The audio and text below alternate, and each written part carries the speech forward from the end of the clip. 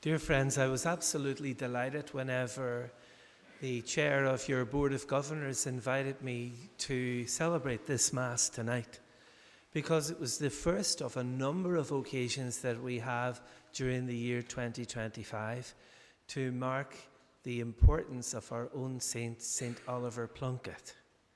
As you know, 2025 is the Jubilee year, a year of hope, in which Pope Francis wants us all to think about what it means to be people who bring hope into the world, to be what he calls pilgrims of hope. But this year also coincides for us in the Archdiocese of Armagh with the 400th birthday of St. Oliver Plunkett. He was actually born in 1625, 400 years ago. And as you know, he became a priest, then he became the Archbishop of Armagh. And when he was appointed here in Armagh Diocese, it was a very different place to the way it is today. Because in those days, it was not easy for somebody to be Catholic in public. In fact, it was a time in which those who proclaimed our faith were chased up, were imprisoned, were insulted, persecuted, and sometimes even put to death. The priests were told that you cannot celebrate Mass. And St. Oliver Plunkett, or Archbishop Plunkett as he was at the time, he came to our archdiocese at that stage, and it was his task to try to reinstill hope into the people of God in this diocese. And he did so in an amazing way. He was very courageous. Apparently, boys and girls, he used to go around the diocese in disguise. And that was so that nobody would find him. And he used to hide away because people were out to get him, because they didn't want the Archbishop to be going around at that stage preaching the faith. Eventually, however, he was captured. He was put into prison. He was taken over to London and put into the Tower of London for many, many months. And then he was publicly tried, although they made up all sorts of wrong stories about him, false stories, and they brought false witnesses over to say that he was guilty of treason, and he was sentenced to death. And our Archbishop Oliver Plunkett in 1681 was put to death in London. Imagine that. It was actually headlines in the newspapers of the day that the Archbishop of Armagh had been sentenced, tried, and executed. I just can't believe that such a thing could have happened. But the amazing thing about it was that through his death, a lot of things began to change. A lot of people became very courageous in their faith and were willing to witness to Jesus wherever they went. I think it's absolutely beautiful that your school is named after our saintly Archbishop Oliver Plunkett. And it was actually in 1975 that the Pope decided to canonize Archbishop Plunkett, to make him a saint of the Church. And after a long process, he was eventually declared a saint. And in the autumn of 1975, there was a big ceremony in Rome to make Oliver Plunkett a saint. But something else very special was happening around that time. This school was opening up. And I think it was a beautiful idea that they decided to name the school after Archbishop Plunkett. And that's why your school is called St. Oliver Plunkett's, because it's 50 years this year since he was made a saint, and it's 50 years this year since your school was opened. A lot of things have happened in that time. It's been a great school, following on a fine tradition going way back, I think around the 1840s, was it, whenever Ballyhagan School was opened. And your school carried on a fine tradition of learning and scholarship and, of course, teaching of the faith. Isn't it interesting that one of the things which Archbishop Plunkett did when he first came to Ireland as Archbishop was he started to open schools. And down in Drogheda, he opened a school which was attended not just by Catholics, but also by Protestants. And he was very anxious to ensure that all Christians got an opportunity to be taught their faith and taught their subjects. And he was very, very strong also in confirming young people, because for many years, because of the persecution, very many young people hadn't received the sacrament of confirmation. And Oliver Plunkett went around the entire diocese doing many thousands of confirmations. I think he was very clear in his mind that if you teach young people that they are the future and that they will do great things for the faith. And that's why I think it's beautiful again that St. Oliver Plunkett's school is named after our great saint. Whenever I was made Archbishop, which is actually 2013, how many years ago was that now? 12 years ago. And it was around this month of April, 12 years ago. One of my friends, who's a priest in Derry, said to me, "May you be like St. Oliver Plunkett." And I went, "Oh dear." So I thought, well, what does he mean by that? Does he mean that I will be put to death? Well, actually, I think what he meant was, will you be saintly? Will you be courageous? Will you be strong in your faith? Will you be firm in your hope? Will you be active in your charity?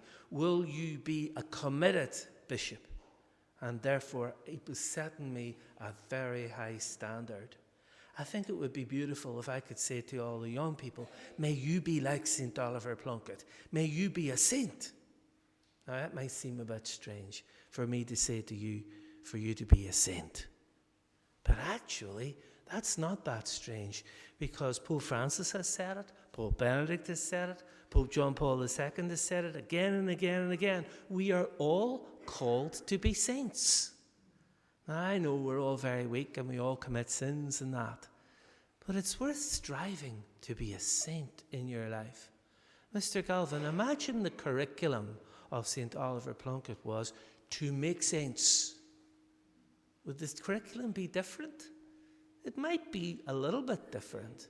I wonder, what do you have to do to be a saint?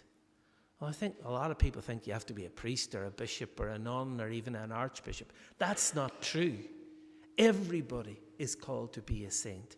The Second Vatican Council called it the universal call to holiness. Everyone is asked to be a saint. And Jesus in the gospel this evening told us how to go about it. He said, "I was hungry and you gave me food. I was thirsty and you gave me drink. I was a stranger and you made me welcome." Do you see it? He was explaining to his friends what they had to do in order to be saints. And it's very interesting that it's all about action. It's not just about coming into the chapel and kneeling down and saying your prayers. Yes, that's important. But remember, at the end of every Mass, the priest says, "Now go. Go in peace to love and serve the Lord." Or, "Go in peace, glorifying the Lord by your life." Or, "Go in peace and announce the gospel of the Lord." So our faith isn't just about praying and reading the Bible and saying the rosary. Those are really, really important. They give you the foundations. But our faith is also about action, trying to make a difference in the world, trying to make the world a better place, like St. Oliver Plunkett did. Isn't it interesting that in the next few weeks, the Holy Father, Pope Francis, has decided to canonize another person to be a saint of the church. Only this time, it's actually a young boy who died at the age of only 15. You might think, how could you be a saint by the age of 15? Well, he was, because he put his faith into action. He looked out for the poor. He taught people, even his own friends in school, about how much he loved Jesus in the Eucharist. He said the rosary very often, and he told people how much he loved Mary. And this was a young boy, not much older than yourselves. And because he gives such a fantastic example in his life, Pope Francis decided he should be made a saint. His name is Carlo Acutis.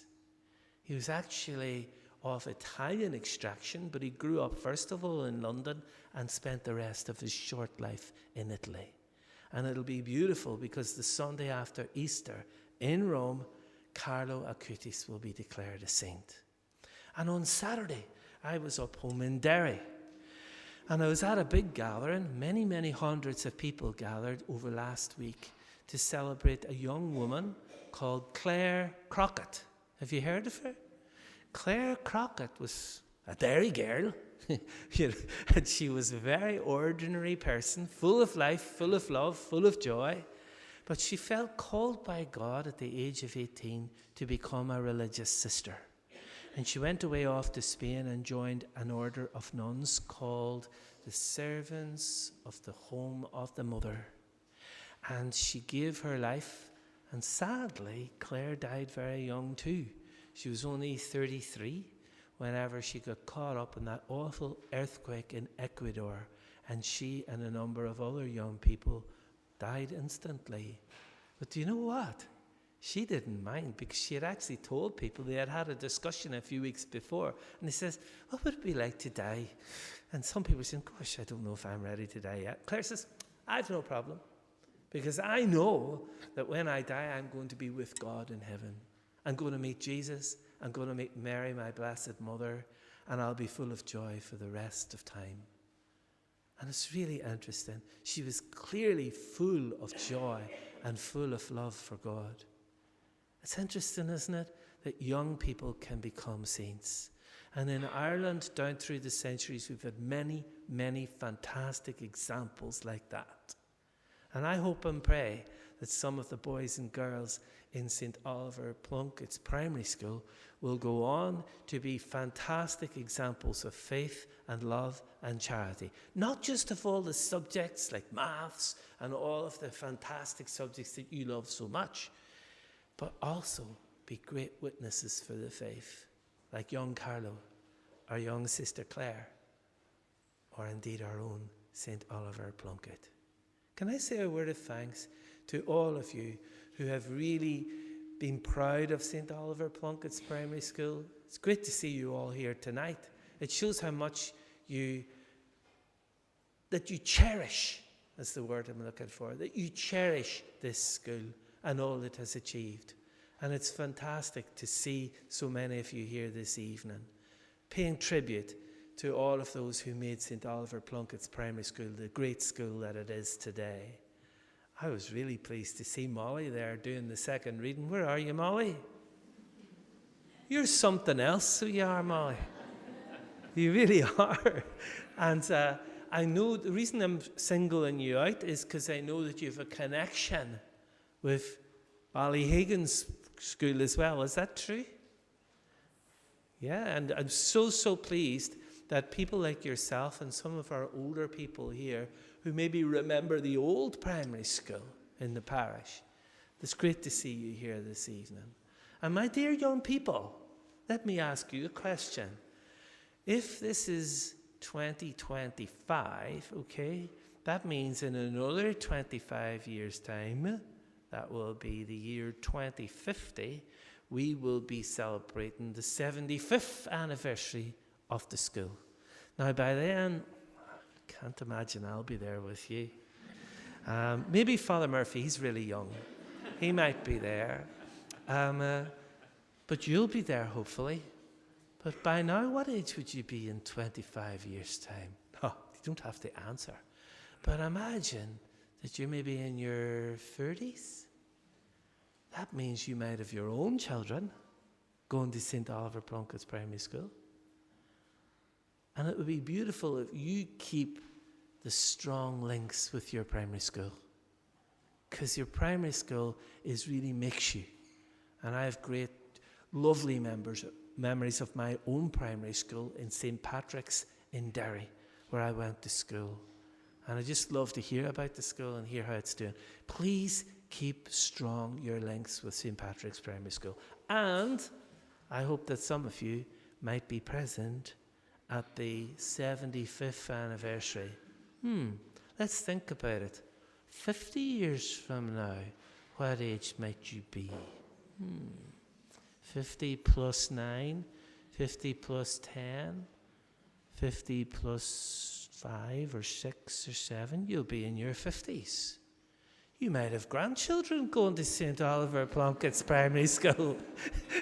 So please remember, every time you think of your school, say a prayer of thanksgiving as we're doing tonight. Brothers and sisters, we give thanks to God and we cherish our school and all who make it the place that it is.